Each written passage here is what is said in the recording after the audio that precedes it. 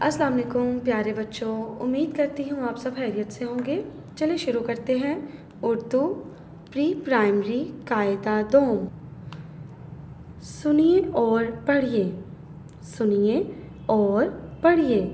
प्यारे बच्चों, आज हम हरूफ तहजी के हर्फ अलिफ मद आ के बारे में जानेंगे।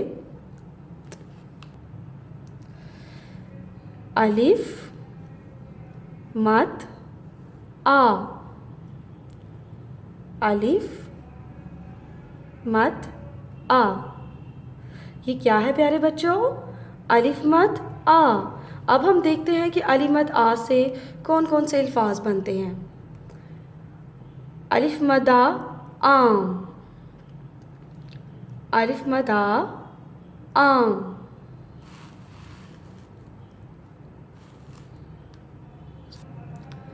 अलिफ मद आ आरी, अलिफ मद आ आरी। अलिफ मद आ आलू, अलिफ मद आ आलू। अलिफ मद आ आग, अलिफ मद आ आग। अलिफ मद आ आलूचा, अलिफ मद आ आलूचा। प्यारे बच्चों, तस्वीर में देखें, आपा आज आम लाई हैं। अलिफ मद आ प आपा आपा। अलिफ मद आ ज आज, अलिफ मद आ म आम। ल आला ई लाई ह ए है। आपा आज आम आम लाई हैं।